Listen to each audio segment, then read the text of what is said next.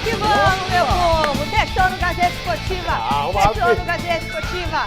Bora que o programa tá no ar! Tá no ar! Muito boa noite pra você! Respire e vamos junto até às 7 da noite, que agora é a melhor hora do seu dia, é a melhor hora do meu dia. Aquela hora que a gente deixa todos os problemas, todos os pepinos, os rocamboles, todas aquelas coisas que estão emboladas na vida pra trás. E a gente fica junto até às 7 horas, beleza? Pra falar de futebol, que é uma coisa que todo mundo gosta, de esporte, que faz bem pra saúde, e se divertir um pouquinho, né?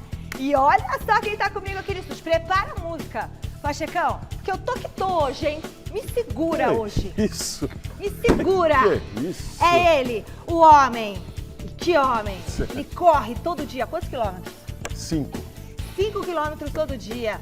Animadão no parque. Até pegou dengue. Não passava protetor. Ó, e pode pegar de novo, viu? Se não passar o repelente lá. Mas não foi lá, não. O tetracampeão Paulo Sérgio. Boa noite, boa noite, boa noite. É ele, Paulo Sérgio. E aqui do meu lado esquerdo e do seu lado direito, nosso repórter raiz, que é ácido, que é veemente, que tem opiniões contundentes. É ácido, é verdade. É ácido. Alexandre Silvestre, o neto de J. Silvestre. Boa, Silvia. Estou tentando há 25 anos não queimar o seu filme, tudo que você construiu. Tá indo muito bem, Silvestre. Será? Continua assim. Só tá com pavio curto, mas é assim. Sempre foi. Hoje a gente traz mais um pouquinho da repercussão da história dos... Ah, tá de brincadeira, né? De novo dos essa resenha. colchões no Corinthians. Pô. Gente, parece brincadeira, mas não é só isso não. Porque o Timão entra em campo hoje. Claro que a gente vai falar de colchão, de soninho. Será que veio travesseiro junto, além do box, da cama? Porque travesseiro é coisa cara, hein? Se for travesseiro bom, trazer R$300. Tá o Aquele preço. de pena de ganso. Não, nem precisa ser de pena de ganso. Bom, Timão em campo hoje e espero que não entrem dormindo, hein?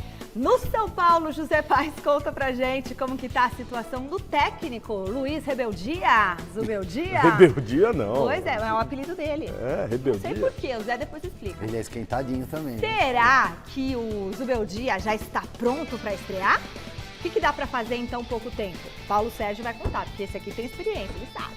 Tem ainda as notícias mais quentes do Palmeiras e o nosso Alexandre Silvestre vai trazer tudo para vocês dos bastidores do Verdão, que tá fervendo. Tá fervendo. E tem também, ó, cadê o barulho, Pachecão? Ele tá estacionando. É Rodrigo França com o nosso quadro Momento Velocidade. A gente volta depois que você pegar seu café com leite, sua água, sua groselha, seu pão de queijo, seu pão na chapa ou seu arroz, feijão, aquele ovo gostoso com aquela gema mole. Bora pras dicas, vamos! É isso aí, garota. fica esperto do outro lado aí que eu tô aqui. Ó o Pachecão lá. Cadê o Pachecão? Vocês estão vendo? O Pachecão tá lá, eu tô Vocês aqui, ó. estão se comunicando? A gente se comunica por sinais, em código Morse agora, vamos lá. Bom, seguinte, agora sem apito, que eu tenho uma coisa séria pra falar. É, mas tem a ver com o apito. Tem a ver com apito. Ontem, o Senado Federal, não vai esconder meu apito, realizou uma sessão da CPI da manipulação de jogos e apostas esportivas. O dono da SAF do Botafogo, John Textor, deu um longo depoimento. Depois da sessão aberta, o norte-americano se reuniu com um grupo de senadores. O presidente da CPI, Jorge Cajuru, deu a seguinte declaração sobre a conversa que aconteceu a portas fechadas. Bom, foi uma sessão secreta, sigilosa ela não foi, porque o Brasil tomará conhecimento. A princípio temos que respeitar o segredo de justiça, mas tentaremos tornar o mais rápido possível para trazer a público tudo o que ouvimos, tudo o que vimos. Nós chegamos a uma conclusão por unanimidade, de que ao invés de falarmos em provas, temos que dizer que o que obtivemos são indícios indiscutíveis, com conteúdo, não foi um blá blá blá, foi o tempo inteiro de quase 2 horas de demonstração, de imagens, de tudo dito, de tudo esclarecido, que nos leva a não dizer que esses indícios não poderão virar provas. Caberá a nós sabermos agora escolher os convidados, sem a necessidade de convocações, para que podemos dar sequência à investigação e tendo a certeza que esta CPI, diferente de outros setores,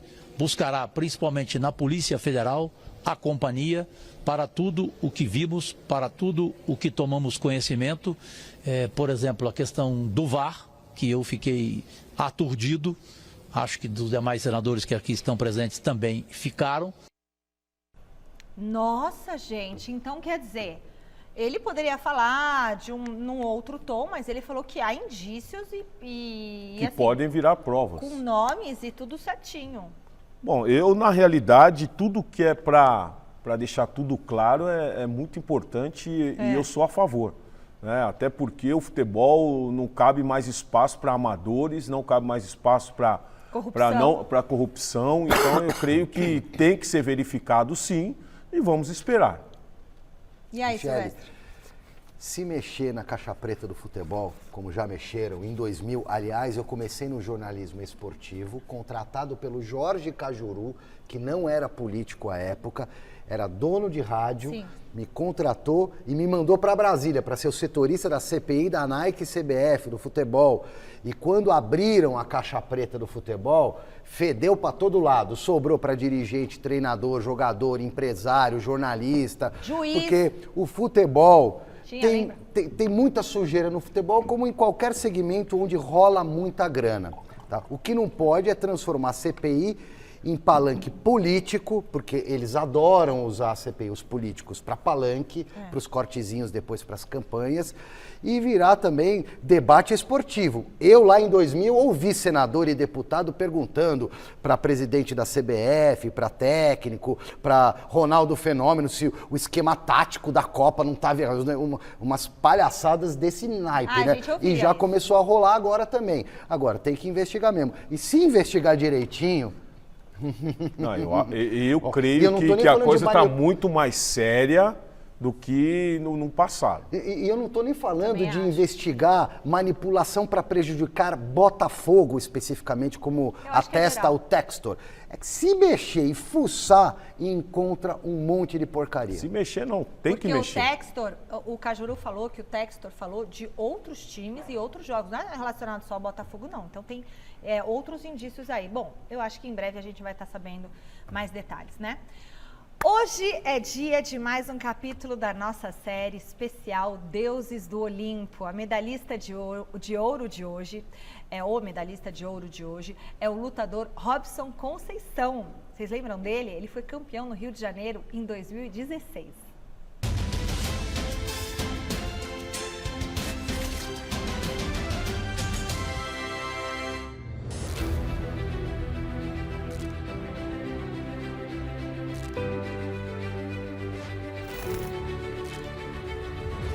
Eu participei das duas edições antes de ser campeão olímpico, em 2008 e 2012. Só que eu tive a infeliz sorte de lutar contra os donos da casa, né, que foram os de China e o inglês. Eu estava bem treinado, mas não tive o foco que eu tive em 2016. Em 2016 estava muito bem focado, muito bem orientado e determinado e pronto para ser campeão olímpico.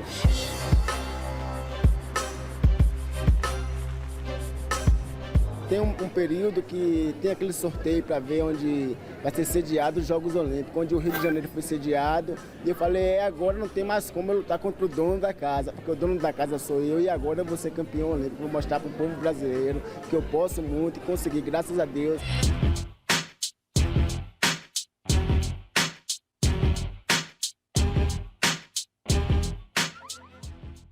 Bom, teve um momento difícil, mas eu acho que isso não me atrapalhou. Foi o momento da luta contra o cubano, que eu estava com uma dor de barriga tremenda. Eu tive que tomar quase 2 litros de água para poder bater o peso, né, porque eu estava com dor de barriga. Mas graças a Deus, isso não me atrapalhou durante a luta. Eu consegui conquistar a vaga para a final.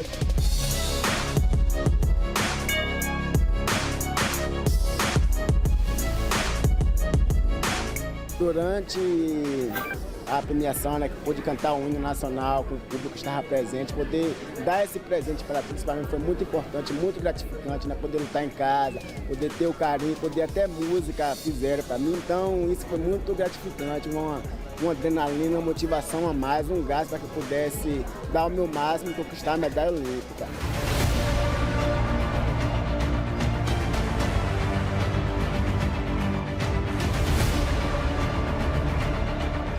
todos os atletas recebem carta de várias pessoas do país inteiro. Então eu recebi várias cartas de crianças de 7 a 9 anos que nela tinha que acreditavam em mim, que queria ser igual a mim quando crescesse. E tinha um anel especial que tinha um desenho do pódio e eu campeão olímpico. E ele falando que acreditava em mim, que eu seria campeão olímpico. Então nesse momento eu me derreti nas lágrimas, caí no choro de verdade. Então eu acho que minha lágrima foi embora ali naquele momento e não tinha mais nenhum momento de muita felicidade. Eu chorar foi um momento de muita reflexão. Eu ver toda a dificuldade que eu já havia passado na minha carreira, a falta de incentivo, a falta de apoio, as pessoas que não acreditavam também, queira ou não, é triste você receber crítica, você se dedicando uma vida inteira ao esporte, a representar uma nação inteira, carregar um peso tão grande e mesmo assim ainda continuar recebendo crítica. Poder ter aquele momento de comemoração também foi muito... Show! Letícia Contier, Edilson Nunes da nossa equipe, Robson Conceição, Gazeta Esportiva sempre prestigiando os atletas. Estamos chegando aí nas Olimpíadas, a gente tem que ter memória, né? E consagrar e reverenciar os nossos medalhistas de ouro, de prata, de bronze, mas aqui a gente está relembrando os medalhistas de ouro, porque às vezes o brasileiro tem memória curta, né? Parabéns, Robson, pela sua trajetória e pelo seu lindo caminho. Hoje tem Corinthians em campo pela Copa Sul-Americana. Será que o técnico Antônio Oliveira vai escalar a força total? Thiago Salazar responde pra gente. Boa noite, Salazar. E aí, tem alguém poupado? Boa noite, Michele. Para você, para todo mundo que está acompanhando o Gazeta Esportiva. Olha, o Antônio Oliveira, depois da partida contra o Red Bull Bragantino, disse que não poupa ninguém. Mas fica difícil acreditar que alguns jogadores não foram preservados. Na véspera do jogo contra o Bragantino, eu informei vocês que existia uma tendência de time mesclado por causa da preocupação com o jogo desta terça-feira. E aí, coincidência ou não, a gente teve aquelas mudanças todas contra o Bragantino. Antônio Oliveira disse que não poupa, mas hoje, às 9h30 da noite, lá em Buenos Aires, no estádio Diego Armando Maradona contra o Argentinos Júniors, todos aqueles jogadores que ficaram de fora contra o Bragantino devem voltar. Por isso que fica essa impressão de que eles foram, sim, preservados para essa partida de terça-feira. Hoje o jogo é importante. Terceira rodada da fase de grupos da Copa Sul-Americana. O Corinthians é líder com 4 pontos, mas tem o Racing na cola com os mesmos 4 pontos. O Argentinos Júniors tem 3 pontos, está ali na cola. E só o primeiro colocado de cada grupo que garante aquela vaga direta às oitavas de final. Então, assim, é muito óbvio que o jogo é importante. Só que o Argentinos Júniors está envolvido numa semifinal lá na Argentina. O jogo vai acontecer no final de semana. Por isso, os jornais locais indicam que hoje o time argentino vai poupar aí pelo menos 6 titulares para essa partida contra o Corinthians. Para eles, a Copa Sul-Americana não é a prioridade. Ao contrário do Corinthians, né? Que está com problema no Brasileirão, de repente pode ter aí na Copa Sul-Americana sua oportunidade de título. Vamos ver o campinho na tela? Vamos ver qual a escalação o Corinthians deve colocar? Bora lá, campinho na tela. O Corinthians deve começar o jogo com Cássio no gol. Fagner então de volta. Félix Torres, Raul Gustavo e Hugo. No meio de campo, Ranielli, Fausto Vera e o Rodrigo Garro. E lá na frente, Romero, dúvida do lado esquerdo, Pedro Henrique, que foi bem contra o Red Bull, ou Wesley, será que volta a ser titular? Com o Yuri Alberto no comando desse ataque. O Gustavo Henrique está de fora porque ainda está se recuperando da dengue, tem o Maicon também que se lesionou, tem o Palácios que ainda não está recuperado e tem o Igor Coronado. Essa é a grande surpresa. Por causa de um desconforto muscular, o Igor Coronado, pelo jeito, sentiu a sequência de jogos, ficou de fora, nem viajou para a Argentina, um dos principais reforços aí do Corinthians para a temporada, está de fora da partida porque sentiu a coxa, sentiu o desgaste aí, sentiu um desconforto muscular, então fica de fora desse jogo contra o Argentinos Júniors, Michele. Beleza, Thiago Salazar. Então vamos agora aguardar o que daqui a pouco tem palpitômetro, hein, sobre esse jogo. Fala, o que você achou da escalação? Bom, na realidade, esse último jogo contra o Bragantino, o Corinthians jogou com uma formação que eu esperava até pelo Antônio começar a observar os jogadores que tem em mãos. Não adianta você ter Coronado, Pedro Raul, Pedro Henrique e não colocar esses jogadores para jogar. Tá certo. Não adianta você contratar esses jogadores e falar, não, poupou. Não poupou ninguém, O não. Ronaldo não consegue jogar, Paulo. Hã? O cara não consegue jogar o Coronado. Mas a velho. culpa é do treinador? Não é. Não, eu tô A culpa falando, não é do não treinador. consegue A jogar. oportunidade o treinador tá dando. Ah, tá com desconforto muscular. não, Agora, que atleta não tem desconforto muscular? Você foi atleta. Não, Você não- tem dor no músculo o tempo Gente, inteiro, eu pô. sou Silver, atleta não é a Eu sei, questão eu do tô fazendo uma desconforto metáfora muscular. aqui, Na uma realidade, o hipérbole. Coronado não jogou bem. Pela oportunidade que o Antônio deu para ele não jogou bem. Seria um jogador que tinha que fazer a diferença dentro do jogo, tinha que mudar, prestar assistência, e não vi nada disso. Mostrar Então eu não vi nada disso. Então, o próprio Garro. O Garro também já precisa fazer alguma coisa, Garro. Precisa mostrar alguma coisa. Chegou, tal, bem, mas não tem uma assistência. Não fez um gol. Então já está na hora de... Então tem uns jogadores que precisam aí melhorar no seu ambiente dentro de campo. E aí você vê, o Corinthians fica com trauma de falar a palavra Ô, Fini, poupar. eu tô falando Não, agora no Campeonato Brasileiro. Não fez nenhum gol no Campeonato Brasileiro, não fez uma assistência no Campeonato Fala no Brasileiro. microfone aí, ô Pô, Fini. O Fini tá falando, mas fez Quero um gol. entender o que vocês estão Fez um conversando. gol Ah, o Corinthians. contra o Palmeiras. Não fez um gol no Campeonato Brasileiro. Tá. Então, aí o Corinthians poupou contra o Bragantino. Não pode falar poupar, né? Não Porque poupou. não pode. Porque Não é questão que não pode. Poupou sim.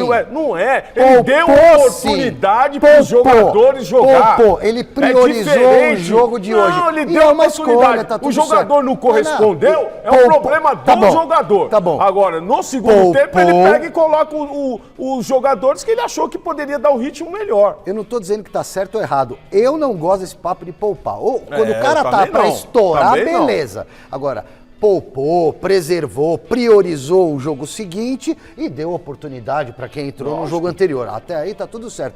O Argentino Júnior está priorizando o quê? A semifinal lá da Copa da Argentina. Então vai pra cima. E não tem jogado com o time titular a Sul-Americana. É agora, E o é Corinthians, que tá bem no grupo, potencializa tudo pro jogo da Sul-Americana e deixou passar 3 pontos contra o Bragantino, que já era um jogo complicado e tá na zona do rebaixamento.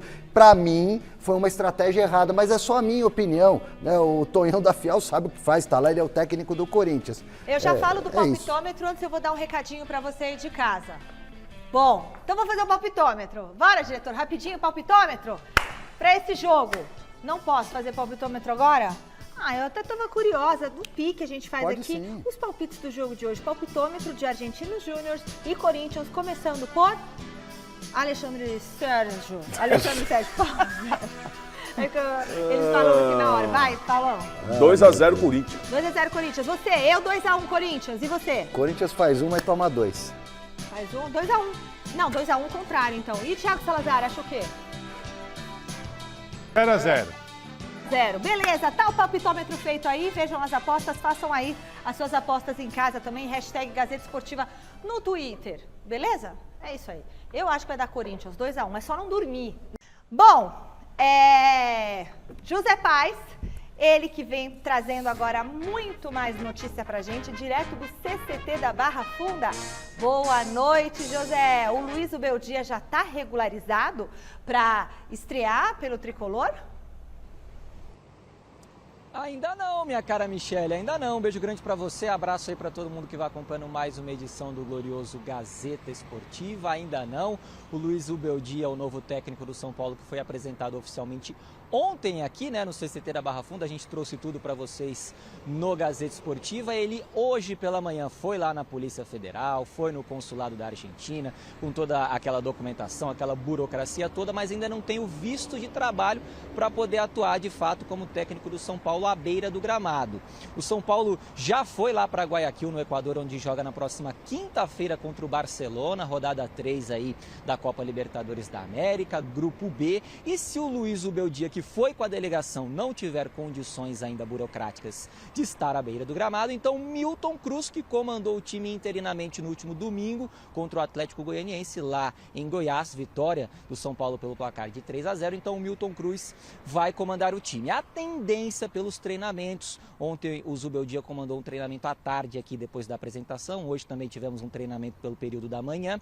A tendência é que o Zubeldia escalhe um time ali com 4 jogadores no sistema defensivo e não com 3, como o Milton Cruz escalou na partida contra o Atlético Goianiense. Então a tendência é que tenhamos ali o Igor Vinícius de um lado, o Wellington do outro e um sistema defensivo formado pelo Arboleda e também pelo Alan Franco, que vem ganhando a vaga de titular aí nas últimas semanas, notadamente com o interino Milton Cruz. Então a ver como que o Zubeldia vai escalar esse time, ele que então, repito, ainda não está regularizado pelo São Paulo, mas foi lá para Guayaquil, foi para essa partida, tá com a delegação, o time do São Paulo, o elenco do São Paulo chegando lá hoje à noite, madrugada, amanhã faz uma atividade lá em Guayaquil, faz um treino lá na cidade do jogo e na quinta-feira então, lá no Monumental de Guayaquil às 21 horas, tem esse jogo super importante, lembrando que o São Paulo nessa fase de grupos, ele perdeu na estreia, né, para o Tadieres fora de casa lá na Argentina, ganhou do Cobressal em casa no Morumbis e agora faz essa terceira partida.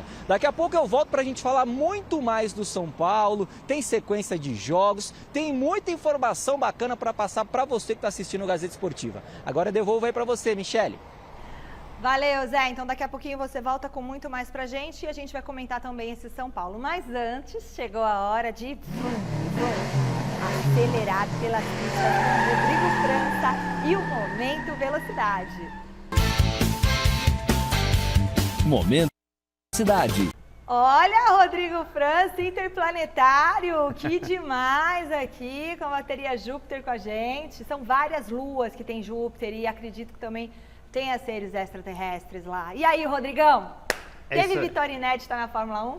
Exatamente. Boa noite, Michele. Boa noite, Paulo Sérgio, Silvestre, todo mundo que está assistindo. Bem-vindo a Júpiter, né? Bateria de campeão, bateria do Gabriel Casagrande na Stock Car. Então a gente vai falar disso aqui também. Mas sobre a Fórmula 1, Michele, sim, teve vitória inédita, mas do mesmo personagem de sempre.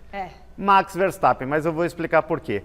É que o holandês ganhou o GP da China, que era uma das únicas provas da Fórmula 1 onde ele nunca tinha vencido. Quer dizer, tem 20 e tantas corridas, essa ele nunca tinha vencido. O Lando Norris foi o segundo com a McLaren, seguido por Sérgio Pérez com a outra Red Bull. Mas se na Fórmula 1 está faltando emoção, na Stock Car, olha, ela está sobrando. Inclusive, a gente estava lá nesse fim de semana, lá em Interlagos, e a categoria completou 45 anos de existência no último domingo, lá no Autódromo Paulistano. E eu, além de fazer a cobertura, entrevistei o atual campeão da Stock Car, o Gabriel Casagrande, sobre esse marco histórico. Bom, para mim é uma honra participar da categoria, tá em evidência também já tem alguns anos. Ter conquistado os 2 títulos foi maravilhoso. Eu acho que a Stock Car está de parabéns por todo o trabalho que vem fazendo ao longo desses últimos anos. A categoria só está crescendo e ter marcado o nome na história da categoria é um prazer muito grande. Espero que a gente permaneça aí numa grande fase pelo tempo que for possível. Legal, o Casagrande que largou na pole da corrida do sábado, acabou tendo um problema, mas está brigando aí pelo 3º título, né? O atual campeão já tinha um, então buscando aí o 3º título. Bom. Interlagos também foi palco nesse mês de uma estreia importante, a de Lucas Fecuri. Ele é campeão brasileiro de kart e agora representa o Brasil correndo lá de Fórmula nos Estados Unidos, na categoria USF 2000. O piloto do Maranhão, olha só, é diferente, né? Do Maranhão, ele nunca tinha competido no Autódromo Paulistano e conseguiu um top 5 em dupla com Arthur Leist na TCR. E o Fecuri contou pra gente sobre essa estreia. E comecei a andar de kart em São Luís do Maranhão, enfim, vim fazer uns anos de kart aqui em São Paulo depois. Acabei que fui campeão brasileiro em 2020, aí me mudei para os Estados Unidos, comecei a andar de kart lá, fiz os campeonatos importantes, Florida Winter Tour, andei em Vegas e acabei fazendo a transição para os Fórmulas em 2022 e agora estou andando na USF 2000 e andei de turismo agora na última semana com a Full Time de Lynk & Co aqui em Interlagos, TCR. E enfim, eu acho que é uma bagagem que eu consigo levar para os Estados Unidos e levar como uma vantagem de certa forma. Legal, Fecuri. Olho nesse menino aí, jovem talento, tá lá nos Estados Unidos, tomara que ele represente o Brasil. Na hora também apareceu um brasileiro aí para fazer uma festinha pra gente, né? Não vejo, a gente não, eu então não vejo a hora. A gente está falando aqui de vários que estão chegando, né, Michele? Você lembra, é esse mesmo, o Fecuri estava no kart e já está de Fórmula, então tá chegando, Paulo Sérgio. Beleza, vamos chegar lá. Interlagos também segue recebendo grandes corridas nesse mês e agora com a Porsche Cup nesse sábado e nesse domingo também. E tem piloto que subiu de categoria nesse ano, é o Léo Sanches, que inclusive na Endurance fará dupla forte com o Átila Abreu, que é piloto da Stock Car. Conta aí pra gente, Léo. Sim, esse ano eu volto a fazer a Porsche Cup Sprint, né? Eu fiz somente o primeiro ano da 992, depois eu acabei, ano passado a gente fez a Porsche Endurance, eu e o Átila Abreu. Tivemos um bom desempenho relativamente, né? Perto do comparado ao que a gente esperava. Eu volto então a fazer a Porsche Sprint, corridas de curta duração, 2 corridas por etapa. Então, revejo meus amigos, né, os grandes pilotos que estão lá, e será muito engrandecedor aí também para na Porsche Endurance, que eu corro com o Átila Abreu, já chegar mais treinado, mais afiado. Que beleza! Legal, Léo. Vamos estar lá também, Michele, acompanhando de perto a Porsche Cup lá em Interlagos. E nesse domingo, 8h25, tem mais Momento Velocidade aqui na TV Gazeta, um pouquinho antes de vocês no Mesa Redonda, Michele. Valeu, Rodrigo França, e cabem 1.300 terras dentro de Júpiter. Que é também a grande protetora da Terra, né? Por isso que não chega a asteroides, ainda bem que meteoros. Temos Júpiter e as baterias Júpiter agora com a gente, protegendo a Gazeta Esportiva. Beijo, Boa. Rodrigão. Obrigado, Michele. Até a próxima. Valeu. Valeu, mano. Câmera 3. Acabou a espera do torcedor do Palmeiras, não a esperança. A esperança nunca acaba, porque ela é verde. Ela é branca, ela é todas as cores, né, gente? Esperança. Vamos falar do jogo de amanhã do Verdão? Sylvester Stallone, o Abel vai colocar força máxima contra o Del Valle ou vai ficar fazendo aquela mistureba? Ele disse na última entrevista, se eu tiver que trocar 11, troco 11. E aí perde, duvido porque que ele perdeu naquele duvido outro. Que ele vai, eu duvido que ele vá trocar 11. Mas o Rafael Veiga, por exemplo, que não vem jogando tudo aquilo que pode, por algum motivo, e o Abel disse que a culpa é dele, Abel, porque não dá o devido descanso para o Veiga e continua escalando o Veiga, de repente é um jogo que ele comece no banco. Agora, para mim, o Veiga jogando 50%, como disse o Abel, é melhor que a maioria dos meias que tem aí no futebol brasileiro, mesmo entregando 50% da capacidade de jogo.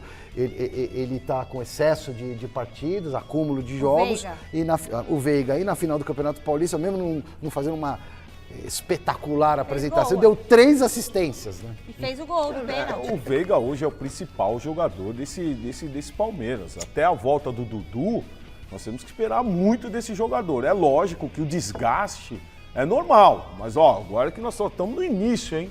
Só estamos no início da temporada, tem muita coisa para acontecer ainda e o Abel tá certo, tem que colocar, não é poupar, tem que dar oportunidade para esses outros jogadores jovens jogar e tem que jogar bem. A gente vai dar uma olhadinha no que o Abel falou sobre o Veiga. Pode pôr na tela, diretor? A culpa é minha porque eu já o devia ter tirado em 2 ou 3 jogos e estou sempre a metê-lo. Aí a culpa é minha, a responsabilidade é toda minha. Nós, como tu disseste bem, nós sabemos que o Veiga a qualquer momento nos pode dar coisas e decide jogos, como disseste bem, fez 3 assistências, e o problema é o treinador que insiste em estar sempre a metê-lo e ele precisa descansar. Ainda hoje eu sei, há 2 dias o Veiga não ia jogar, há 2 dias eu achava que o Veiga não ia jogar. Em função do que foi a análise que fizemos, da recuperação que fizemos, das dores que ele sentia, eu disse, ele hoje não vai jogar.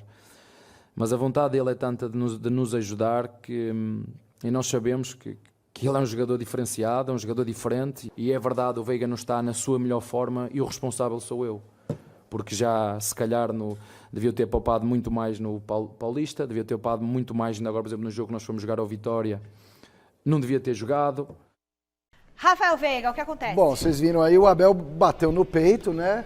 E disse, a responsabilidade é minha. O Veiga não tá jogando tudo que pode. Agora, eu vou dizer aqui de novo. Para mim, o Veiga entregando 50%, de acordo com o que disse Abel Ferreira, já é muito mais do que a maioria dos meias do futebol brasileiro.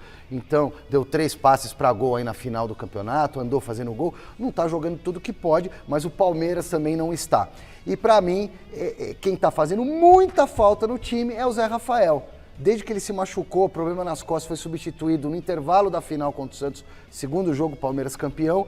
O Palmeiras perdeu um ponto de referência. O Zé Rafael é o termômetro do time. A bola passa pelo Zé Rafael mais do que passa pelo Veiga.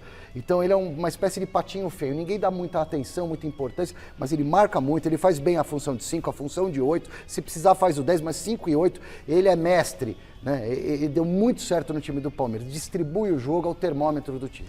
O setor de meio campo, nesse último jogo contra o Flamengo, não apareceu, né? Aníbal, Rios, são jogadores importantes também nessa equipe do Palmeiras e, sem dúvida, o Veiga é um jogador que, como o próprio Silver falou, 50% dele já supera muitos jogadores que estão aí. Agora, o Abel, como treinador, vai ter que fazer a manutenção dessa equipe aí durante até o final da temporada. Precisa desse descanso, Paulo Sérgio? Muitas vezes não tem jeito. O desgaste é muito grande, né? Então, essas viagens que tem aí, muitas vezes é melhor você deixar um jogador desse em casa, fica treinando, parte para o próximo. E o Palmeiras tem elenco para isso. Palmeiras tem elenco, pai. E Paulo, a gente também não pode acreditar tudo a questão física e excesso de jogos. É normal um jogador não conseguir manter por 50 jogos seguidos, 30, sei lá, um baita nível técnico, né? Jogando, sabe? Então, de vez em quando o cara oscila, não tá tão inspirado e mesmo assim entrega alguma coisa. Na minha visão, é o caso do Veiga. Poderia entregar mais, de acordo com o que já entregou, mas ainda assim está somando. Ele vem numa sequência aí de jogos importantes, né, Silvio? Então, o desgaste nesse momento para o Veiga é nítido, Então, é lógico que é um jogador que precisa aí de um descanso, sim. Bom, vamos voltar para o CCT da Barra Funda, porque eles não comentaram o São Paulo, e eu sei disso. O José Paes vai mostrar agora o que o Zubeldia... que o Zubeldia não vai ter vida fácil nesse começo de trajetória, a gente já sabe, né, Zé? Mas tá contigo.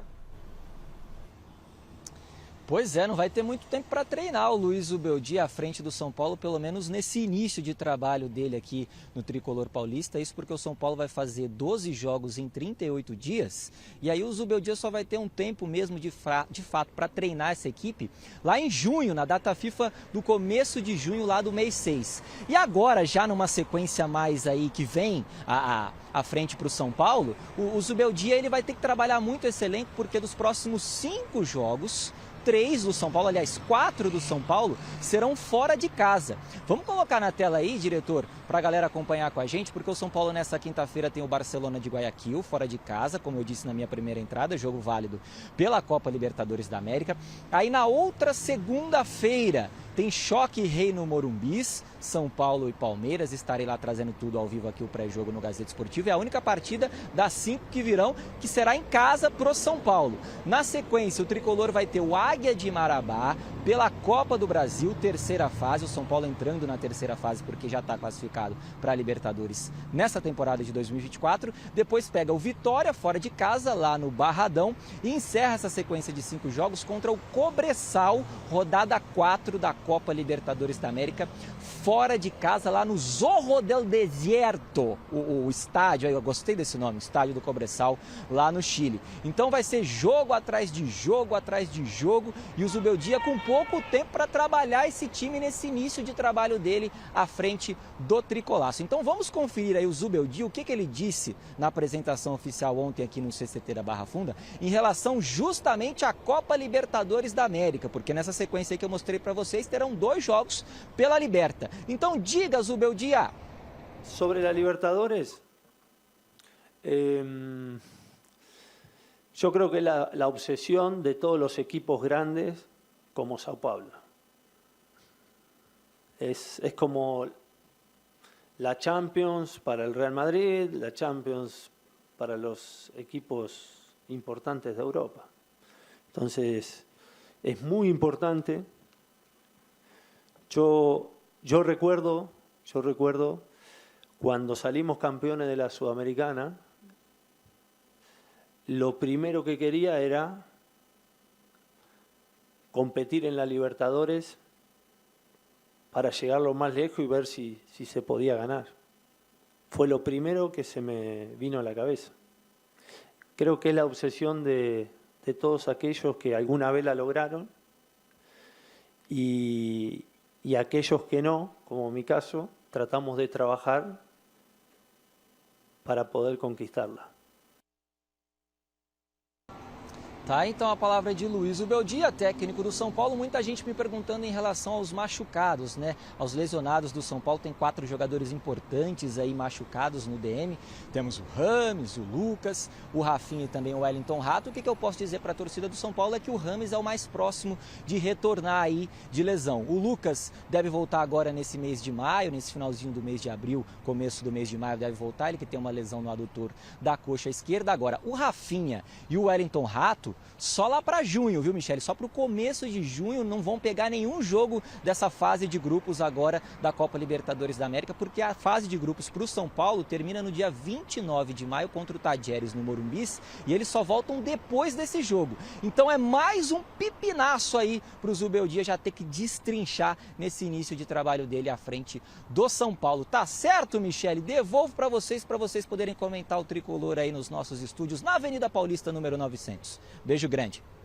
Boa, José Paz, muito obrigada. Aliás, daqui a pouquinho aqui na Paulista 900, estou indo para a aula da pós-graduação da Casper Libero, hein? Ô Zezinho, eu vi aí o Zubeldia numa conversinha com o Luiz Gustavo. Como é que tá aí? Ele tá para voltar, não tá? Como é que tá a situação dele? O Luiz Gustavo já está treinando com os companheiros, já está treinando com bola aqui no CCT da Barra Funda. É um jogador importante, né? A diretoria gosta muito do Luiz Gustavo, tem um perfil de liderança, um perfil de agregar muito a esse elenco do São Paulo, um cara agregador mesmo, até no trato com as pessoas, com o pessoal aqui no CCT. É um cara muito querido que chegou esse ano, já tem um papel de liderança, né? Nesse time do São Paulo. Eu aposto com você aí que o Zubeldia vai contar muito com esse jogador e vai utilizar o Luiz Gustavo nessa sequência de trabalho dele à frente do São Paulo. Viu, Paulo? Michele, amigos, amigas, inimigos, simpatizantes. O Zubeldia descobriu a América agora, né? Porque a Libertadores está para os clubes sul-americanos, como a Champions está para os europeus. É importantíssimo. Jura, amigo. Mas agora, falando sério, há quem pense, o cara vai chegar, tem um monte de pepino para resolver, jogador machucado, departamento, e essa sequência, né? Jogo fora de casa, clássico. Eu já enxergo... Mas me desculpa, Marabá, Vitória, Cobressal. O jogo mais difícil desses 5 cara, aí você é não o Palmeiras. Você tá parecendo garrafa, cara, eu não consigo molhar o bico. Vai, então molha. Então é o seguinte, eu perco o fio da minha... Não, então, vai estrear fora de casa contra o Barcelona de Guayaquil. Era adversário dele lá no futebol equatoriano, conhece muito bem o rival, foi técnico do Barcelona, então é um ótimo jogo para ele estrear. Ok? Ponto 1. O segundo, se trouxer um empate, tá de bom tamanho, ótimo. São Paulo tá tranquilo, porque depois vai jogar aqui no Morumbi contra o mesmo Barcelona. Na sequência tem o Palmeiras, casca de ferida, né? O Palmeiras, o Abel Ferreira. Mas é Morumbi, o São Paulo costuma ser pedrinha no sapato do Palmeiras, nessa era Abel Ferreira. Jogo no Morumbi, primeiro contato dele com a torcida, tem toda a rivalidade envolvida do último jogo, né? Que deu aquele problema todo lá de ofensa pra cima do Abel e tal, que o São Paulo tem um pouco mais de elegância nesse momento, né? Mas que dentro de campo seja bravo. Então eu acho que são oportunidades pro cara chegar chegando, ganhando confiança. Não, mas é um treinador que, sem dúvida nenhuma, o torcedor São Paulino está colocando toda a expectativa. No último mesa redonda, o jogador estava feliz.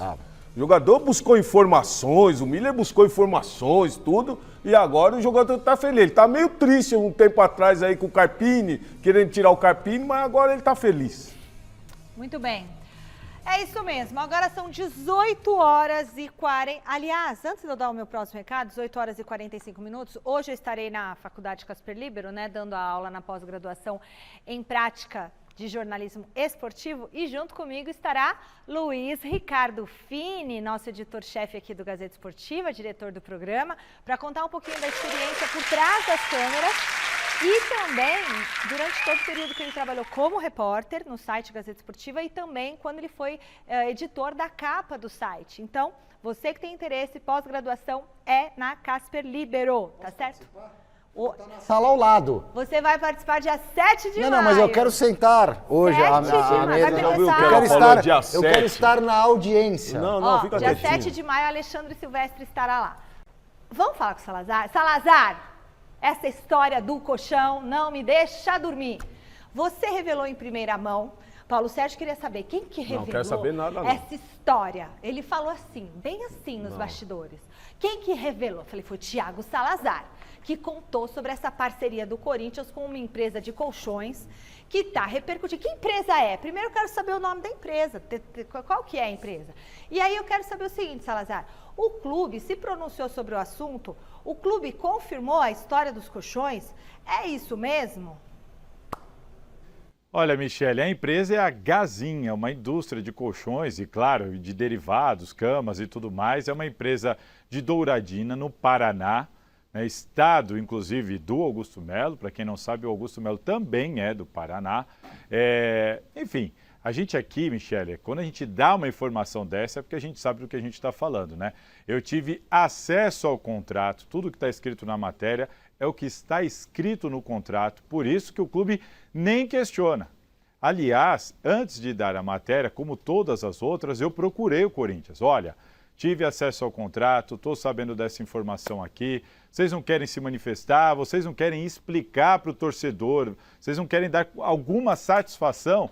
E a resposta que veio foi, não, a gente não vai se manifestar sobre esse assunto. E aí chama atenção, sabe por quê? Sempre que um clube como o Corinthians fecha uma parceria, qualquer tipo de parceria, eles anunciam isso. Enviam releases para a imprensa, soltam comunicados oficiais nas redes sociais, no site oficial do clube. Os torcedores, de alguma maneira, eles são informados. Olha aqui, ó, o clube fechou uma parceria com uma indústria de colchões, vai ser assim, assim, assado. Aliás, foi a grande promessa do Augusto Melo, a transparência, inclusive falou dos jogadores, que agora todos os jogadores, ó, a torcida ia saber por quanto saiu, qual é a porcentagem e tudo mais. Inclusive começou a fazer isso mesmo, para ser justo.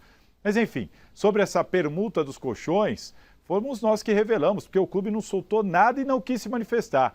Teve uma outra permuta também que nós revelamos com a TOTUS, que vai ficar na camisa do Corinthians, também tem camarote envolvido, está lá na matéria. O clube também não anunciou e também não quis se manifestar. E tem sido assim a prática comum dessa diretoria aí, das últimas matérias em que a gente tem trazido aí revelações. O caso do intermediário ali, o clube preferiu se manifestar, procurei o clube, não, vamos nos manifestar, claro, colocamos a versão do clube aqui. Agora chama atenção, né? Essas permutas acontecerem, o Corinthians não contar para ninguém, fez tudo no silêncio e depois não quis se manifestar. Até agora nós não temos nenhuma manifestação, nenhum dirigente do Corinthians deu uma satisfação para o torcedor para essa permuta que não faz o menor sentido, né, Michele? Salazar, fica aí, não sai daí. A música é da Soneca. Primeiro, Zubeldia está regularizado, informa o José Paz, apareceu no BID e vai então estar em campo. Agora, sobre a história dos colchões. Eu vou deixar os meninos comentarem e já pergunto para o Salazar. Esse camarote de 12 lugares que eles cederam para a empresa para ficar por um ano lá, quanto que... a gente tem noção, Salazar? A gente sabe quanto que custaria um camarote desse por um ano? Então, daqui a pouquinho você fala, antes a opinião de Paulo Sérgio e Alexandre Silvestre. Vai, Silver. Permutinhas são comuns, né? Agora, uma permutinha mequetrefe essa, né? E que não bate com o valor do camarote? Do camarote. O Salazar pode confirmar. Deixa eu ver, Salazar, quanto que agora, esses rolinhos em clube tem aos montes, não é só no Corinthians. Aqui no Corinthians tá vazando tudo agora, né? Ô, Salazar, quanto que é? Porque são 12 lugares no camarote e a gente sabe que o preço é caro, o camarote é coisa chique, né? Quanto que custaria? Se eu, Michele, quero comprar um camarote, ou uma empresa quer comprar um camarote de 12 lugares, são todos os jogos do Corinthians, quanto que custaria isso num ano? Vamos lá, Michele, os camarotes, ele tem um preço variado. No centro do gramado ali é um valor, mais para o escanteio é outro valor, ali no canto, já quase atrás do gol, é outro valor. Você tem andares diferentes, tem tudo isso. Então você tem camarotes com preços tabelados, dependendo do lugar do estádio e tudo mais, né?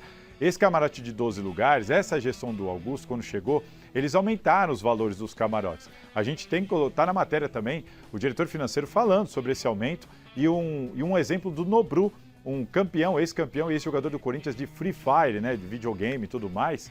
E ele falando que o camarote custava 200 e agora está custando 400 mil por ano. Ele até falou, olha, não dá mais para mim. E ele disse que não vai ter mais o camarote. Então a informação que a gente tem até com pessoas que compram esses camarotes é que sempre fica nessa média, 420 mil, 400 mil, 360 mil, tem camarote de 250 mil, depende do tipo de camarote. Mas nenhum chega perto de 104 mil reais, que é o valor da permuta, sem falar da placa no CT e também da camisa, né, do anúncio que vai ficar na camisa de treino do Corinthians. Então, mesmo ali no camarote mais baratinho, a conta não fecha, Michele. E para encerrar aqui da minha parte, uma última informação, o Inter Miami anunciou o Matias Rojas, ex-jogador do Corinthians. O Corinthians, inclusive, soltou um comunicado agora para admitir que o Rojas conseguiu a liberação na FIFA, vai jogar lá com o Messi no Inter Miami, mas o processo contra o Corinthians na FIFA continua. O Matias Rojas está pedindo 40 milhões de reais. A informação que eu tenho com os advogados é de que ele não vai conseguir esse valor. Esse contrato aí com o Inter Miami, inclusive, ajuda o Corinthians nesse sentido, mas ele vai levar uma bagatela. A gente não sabe ainda quanto o Corinthians vai ter que pagar e não vai ter o jogador. Problemaço. Ai, que pepino. Termina, Silvestre. Analisando o fato da permuta do Corinthians, tá? O fato. O negócio é ruim pro Corinthians, na minha visão. Tá? Não vou nem discutir a subjetividade da permuta, tá? Mas o negócio é ruim pro Corinthians, é melhor pro dono da empresa aí de colchão. Esse sim vai fazer um monte de negócio nesse camarote. Parabéns. Vai levar cliente, vai seduzir fornecedor. Pode ter certeza disso. Bom, eu já sou focado muito no futebol, né? Esse Matias Rojas aí, esse jogador aí também chegou, não mostrou nada. E vai levar 40 milhões. Não mostrou nada, veio aqui passear. Vai jogar lá também nos Estados Unidos, que é mais fácil jogar também, molezinha lá, jogar do lado do Messi também. Agora, o Corinthians nós temos que pensar... Eu até entendo as notícias, a informação do Salazar, mas o Corinthians tem que pensar em jogar futebol. Chega de ficar muita conversinha, política, deixa essa política de lado e vamos jogar futebol, gente. Não, tudo bem, mas é a missão da imprensa divulgar assuntos de política, acabei de falar. Eu então, prefiro também falar de futebol, de bola particularmente rolando, né? falo de futebol. O balbúrdia que tá lá no Corinthians, gente. Não, tem que falar, sabe? Infelizmente, Corinthians, tudo sempre repercute de uma outra forma. Se eles então deveriam saber disso, sabendo disso, não fazer um mau negócio para o Corinthians. Porque quem não quer ter um camarote no Corinthians que custa 100 mil reais? Aliás, Salazar, vou sugerir para você fazer um levantamento dos preços dos camarotes do Corinthians e o Silvestre vai pegar o preço dos camarotes do Palmeiras pra gente dar uma comparada e o José Paes pega o preço dos camarotes do São Paulo. Agora vamos ver, os camarotes lá do Allianz Parque, que são responsabilidade da W Torre, né, que gerencia o estádio, são praticamente, boa parte deles é camarote corporativo. E eu poderia dizer que um amigo meu, bilionário, que já foi CEO de uma multinacional das maiores do planeta, tentou comprar no Clube do Coração. Não vou falar porque eu não tenho prova, nem ele tem prova.